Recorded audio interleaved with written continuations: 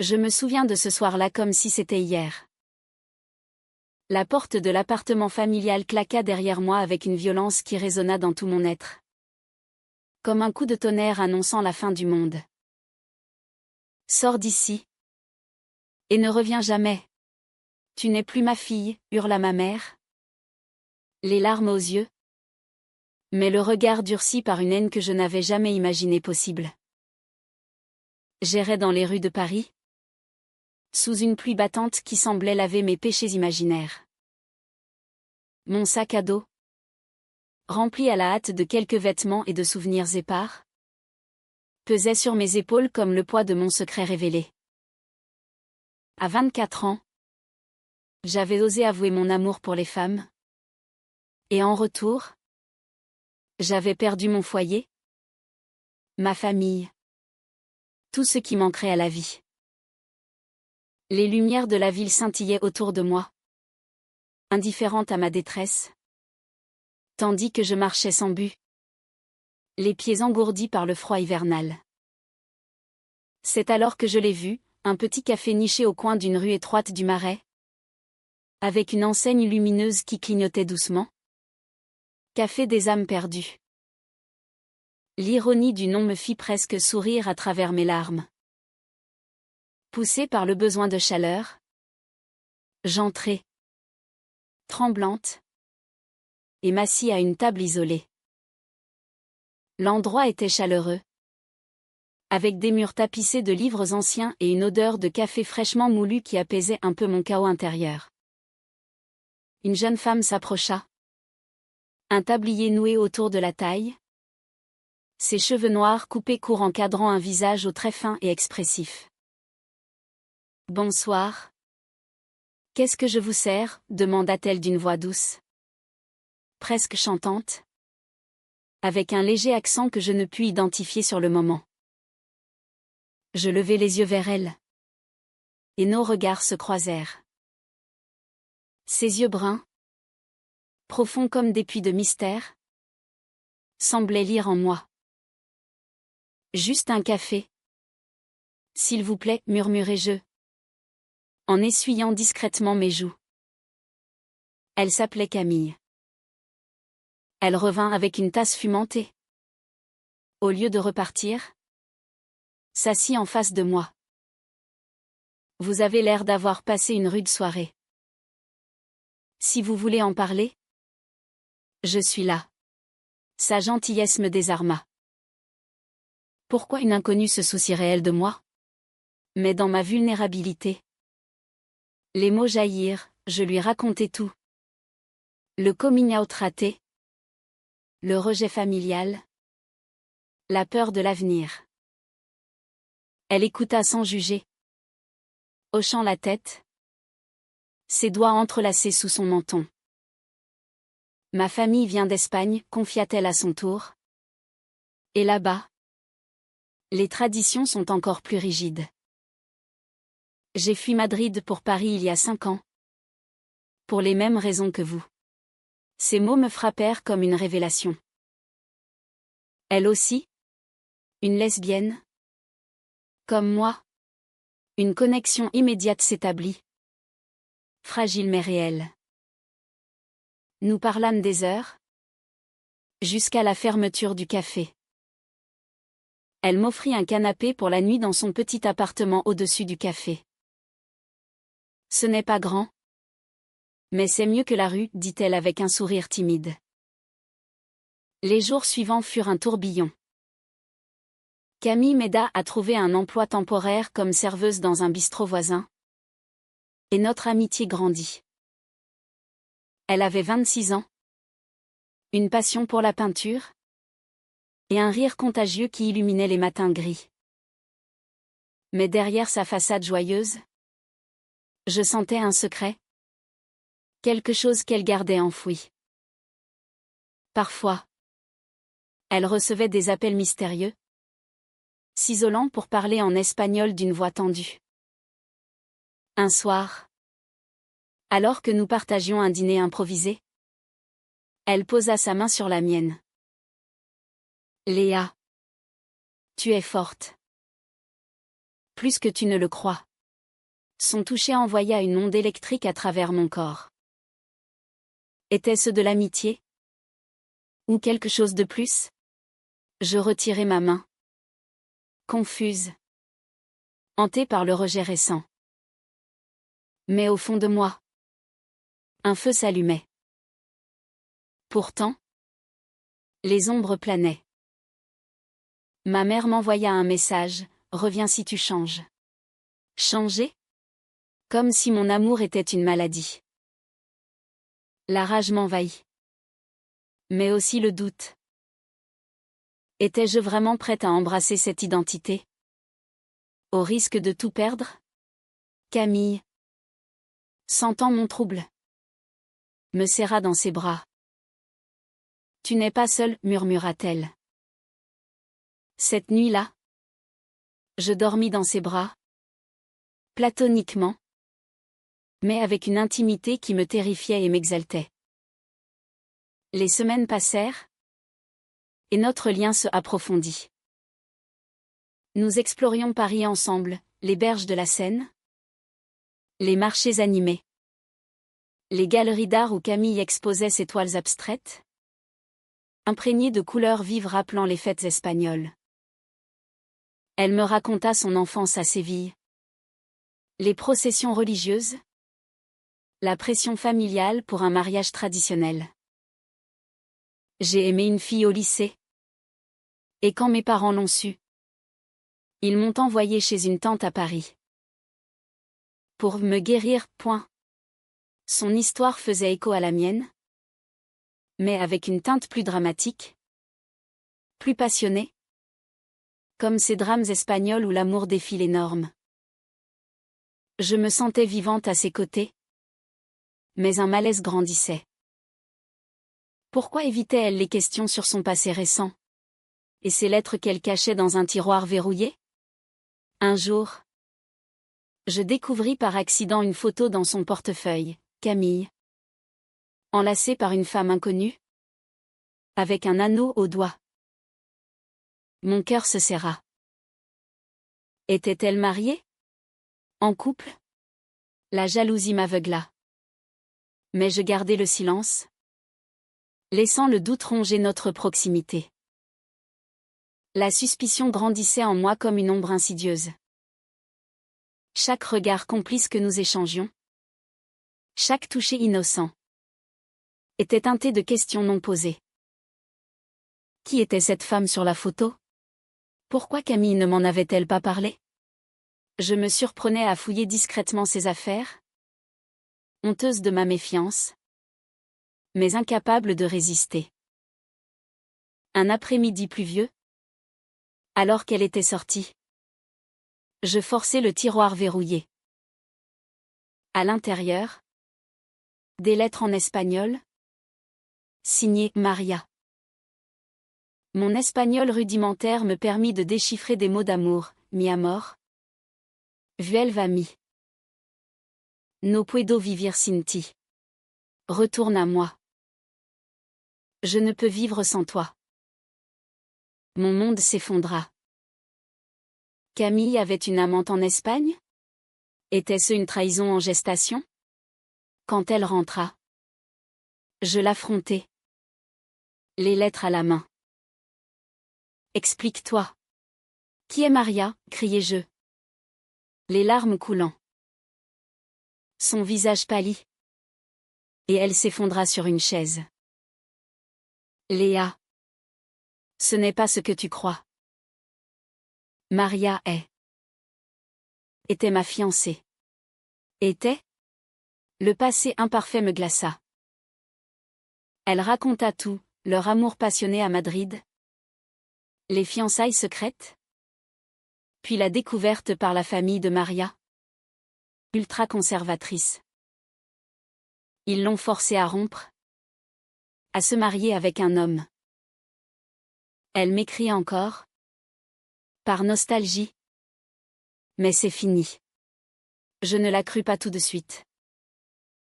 La douleur du rejet familial me rendait paranoïaque. Pourquoi les gardes-tu? Alors? Tu l'aimes encore, accusai-je. Camille pleura, jurant que non. Que ces lettres étaient des souvenirs douloureux qu'elle n'arrivait pas à jeter. Je t'aime. Toi. Léa. Depuis le premier soir. Ces mots me transpercèrent. Elle m'aimait? Moi aussi. Je l'aimais. Mais la peur me retenait. Cette confrontation marqua un tournant. Notre relation devint plus intense, chargée d'émotions contradictoires.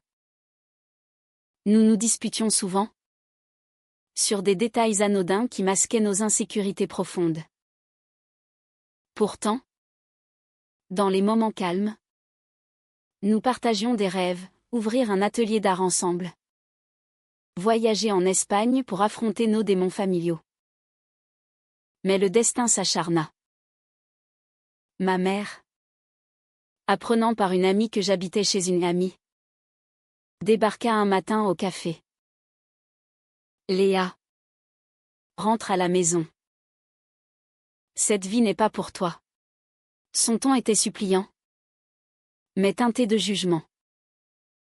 Camille, présente, intervint, Madame. Votre fille est heureuse ici. Laissez-la être elle-même. Ma mère la foudroya du regard. C'est vous qui l'avez corrompue, hurla-t-elle, avant de partir en claquant la porte. Cet incident raviva mes doutes. Étais-je en train de détruire ma famille pour un amour naissant? Camille, sentant mon retrait, devint distante. Si tu regrettes, va-t'en, dit-elle un soir, la voix brisée. Je restai. Mais le fossé grandissait. Puis vint la révélation qui ébranla tout. En fouillant plus profondément, oui. Ma jalousie persistait, je trouvai un billet d'avion pour Madrid, daté de la semaine suivante. Mon cœur s'arrêta. Elle partait? Pour Maria? La trahison me submergea. Je l'affrontai de nouveau, hurlant, tu me mens depuis le début. Camille, les yeux emplis de larmes, secoua la tête. Ce n'est pas pour elle. C'est pour ma mère. Elle est malade, et je dois rentrer. Mais je reviens. Je te le jure. Malade? Pourquoi ne pas m'en avoir parlé? Parce que je craignais que tu ne me crois pas. Après les lettres, avoua-t-elle. Son secret n'était pas une trahison amoureuse, mais une peur familiale profonde, miroir de la mienne. Cette nuit-là, nous nous réconciliâmes dans une étreinte chargée d'émotions. Ne me quitte pas, murmurai-je. Jamais, répondit-elle. Notre amour, forgé dans le feu des épreuves, semblait plus fort. Mais l'Espagne l'appelait, et avec elle, les fantômes du passé.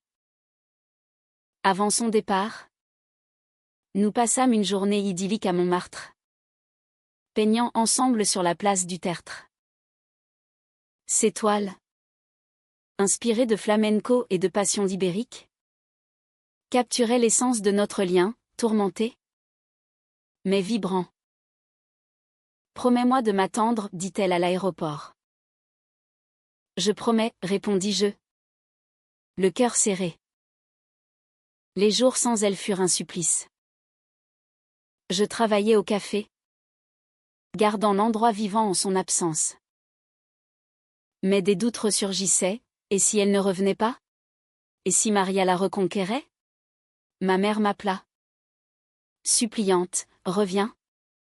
Léa. Oublie cette folie. Folie. Mon amour pour Camille était la seule vérité qui me tenait debout. Puis, un message de Camille, maman va mieux. Mais des complications familiales. Je reste plus longtemps. Mon monde vacilla. Complications? Était-ce un euphémisme pour une réconciliation avec le passé? La jalousie me consuma. Et dans un moment de folie, j'achetai un billet pour Madrid. J'allais la confronter.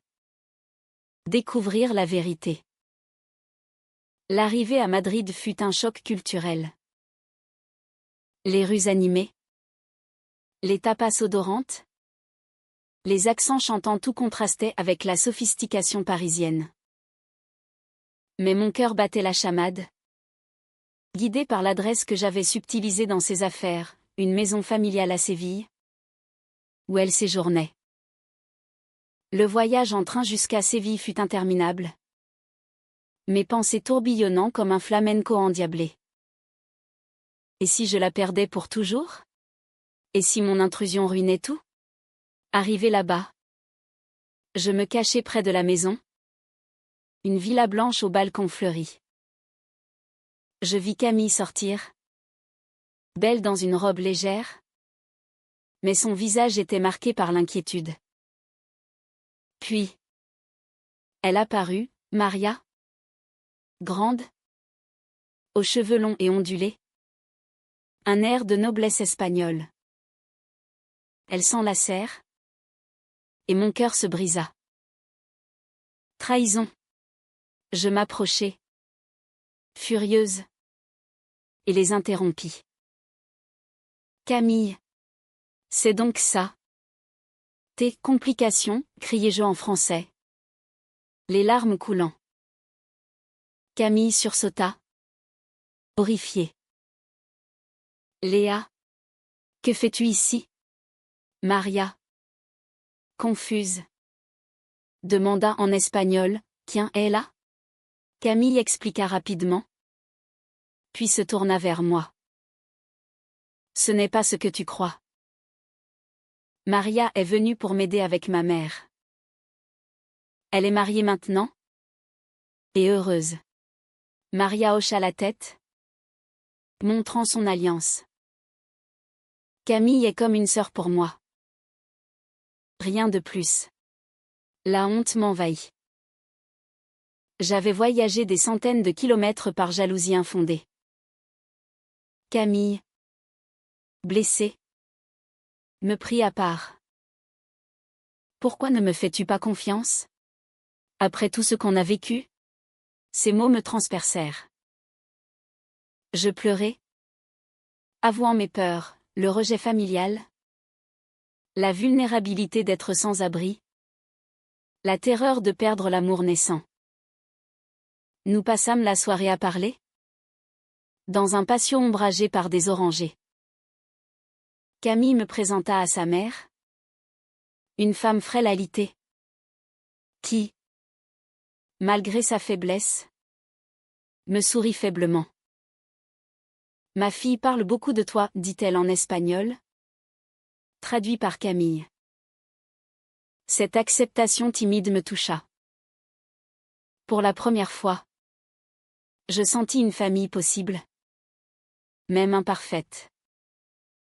Mais le drame n'était pas fini. Le père de Camille, un homme traditionnel, apprit ma présence et explosa. Une Française. Et en plus. Comme toi. Hors de ma maison, hurla-t-il. Nous chassant toutes les deux. Camille. Dévastée. Choisit de partir avec moi. Je ne peux plus vivre dans le mensonge, dit-elle. Les yeux brillants de détermination. Nous errâmes dans les rues de Séville. Main dans la main. Sous un ciel étoilé. C'est comme au début. Quand je t'ai trouvé, murmura-t-elle. Notre amour, testé par le feu, émergea plus fort. Nous rentrâmes à Paris ensemble, mais avec des cicatrices fraîches. De retour au café, la vie reprit, mais changée. Ma mère, apprenant mon voyage impulsif, m'envoya une lettre, je t'aime, mais je ne comprends pas. Donne-moi du temps. Du temps. C'était un début. Camille et moi décidâmes d'officialiser notre relation. Doucement. Sans précipitation. Pourtant, un nouveau secret émergea. Camille avoua qu'elle avait hérité d'une petite somme de sa tante parisienne, qu'elle cachait pour nous offrir un avenir. Je voulais te surprendre. Ouvrir notre atelier.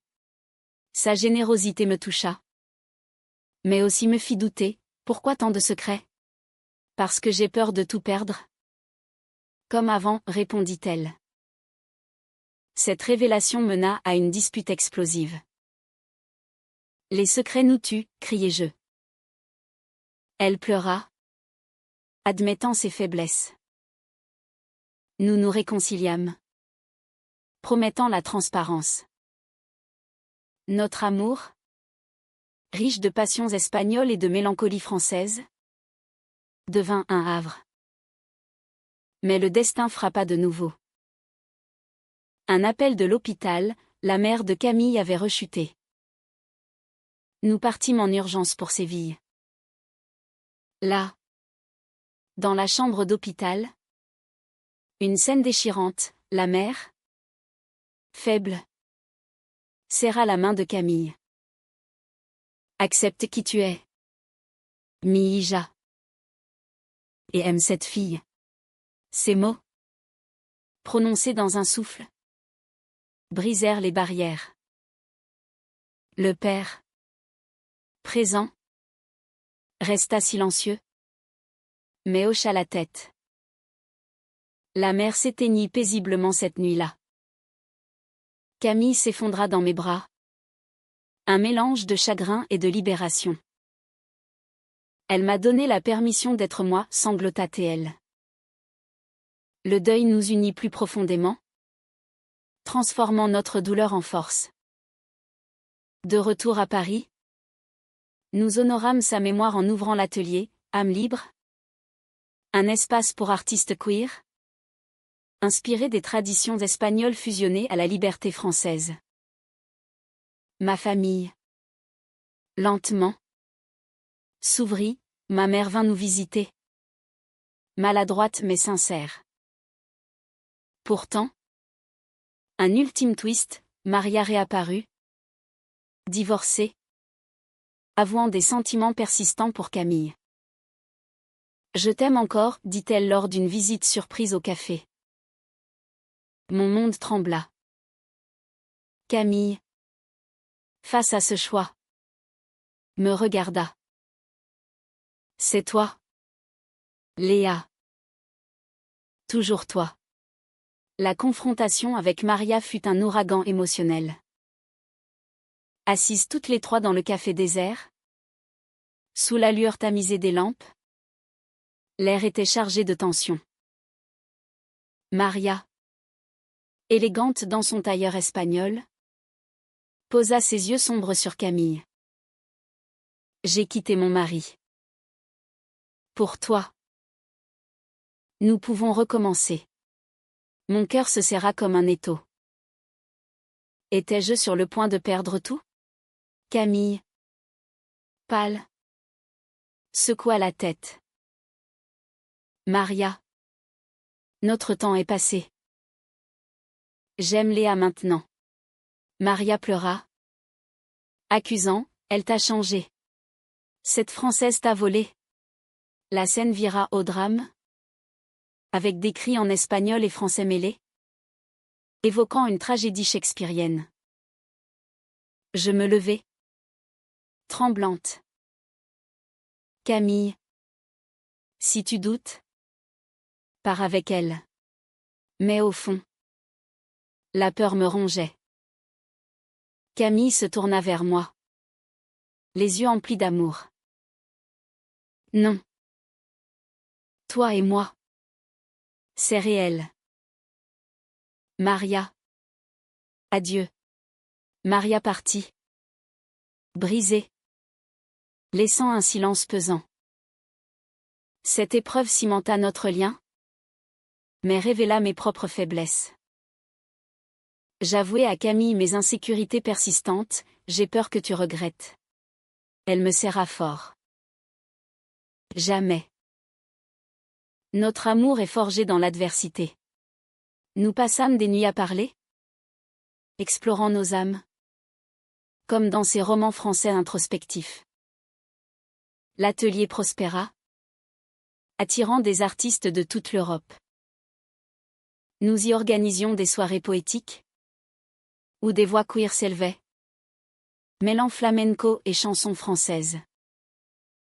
Ma mère, curieuse, assista à l'une d'elles. Je ne comprends pas tout. Mais je vois ton bonheur, dit-elle. Un pas vers la réconciliation. Pourtant, un conflit interne me tourmentait. Étais-je digne de cet amour? Mon passé de sans-abri me hantait, me faisant douter de ma valeur.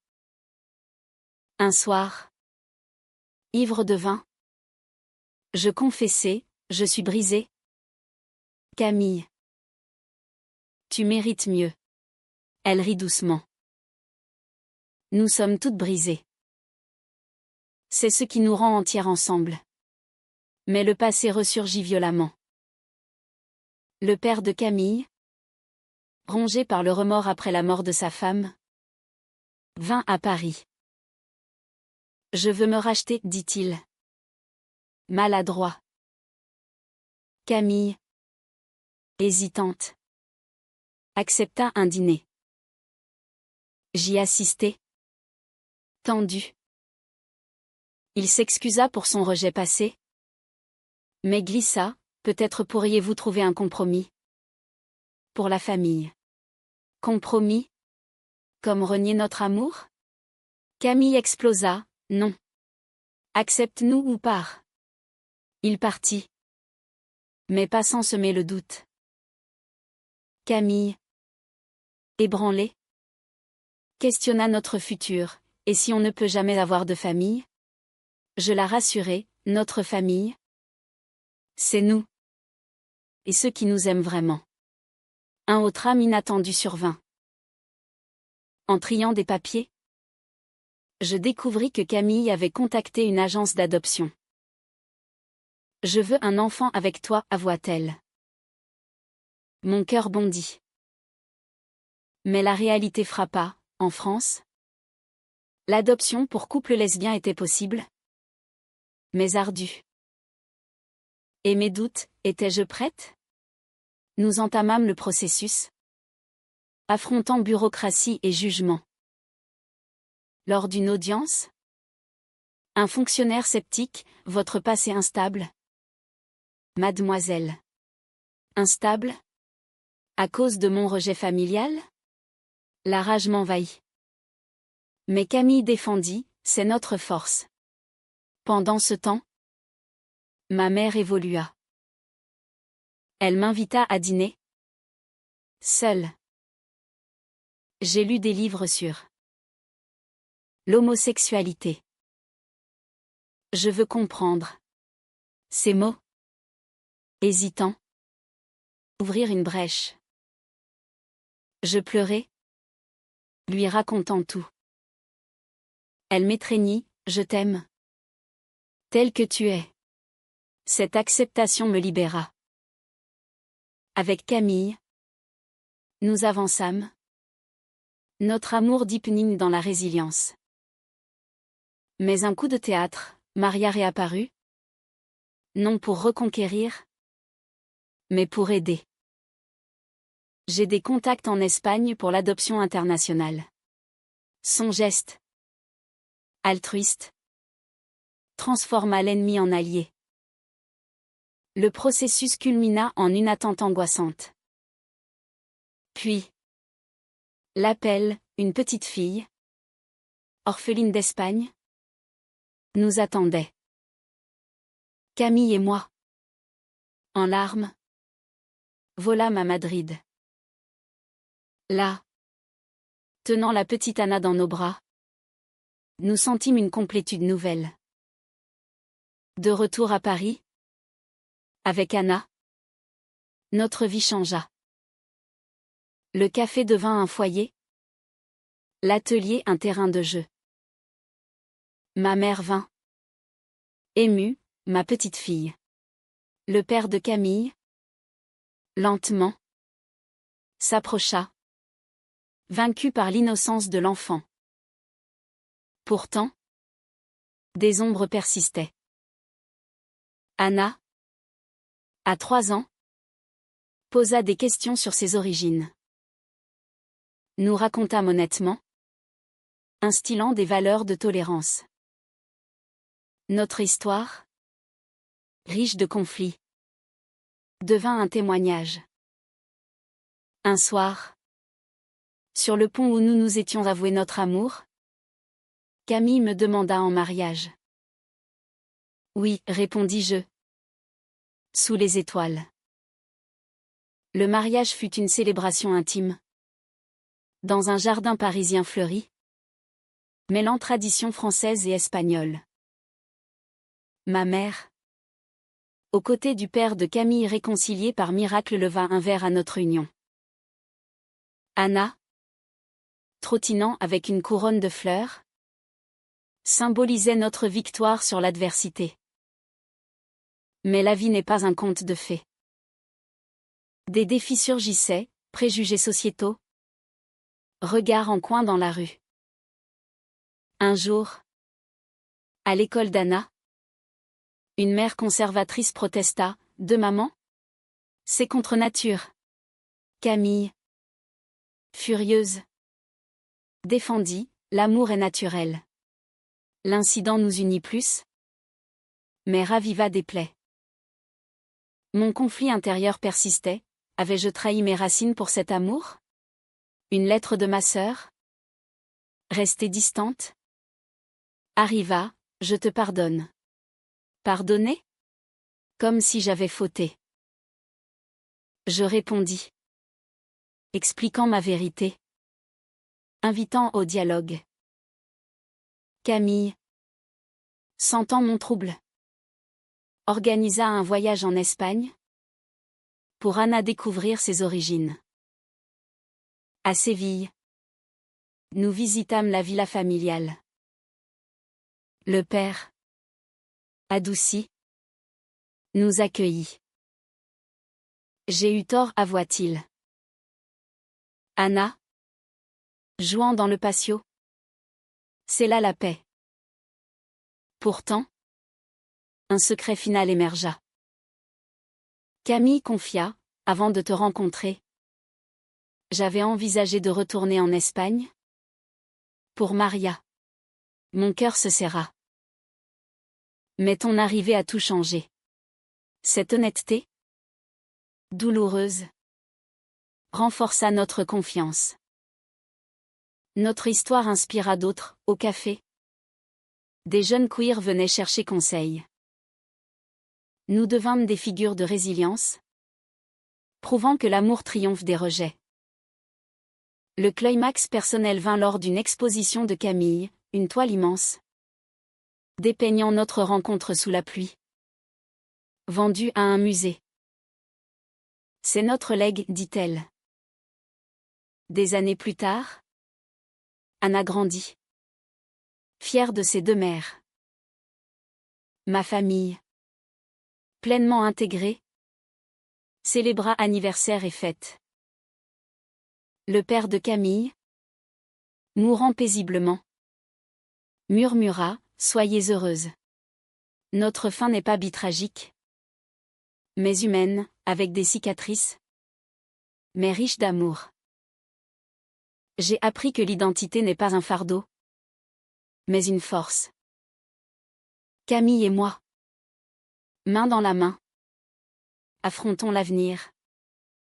Nos cœurs entrelacés dans une danse éternelle de passion et de pardon. Ainsi se termine notre odyssée. Du rejet à la rédemption. Un témoignage que l'amour, même contesté, illumine les ténèbres.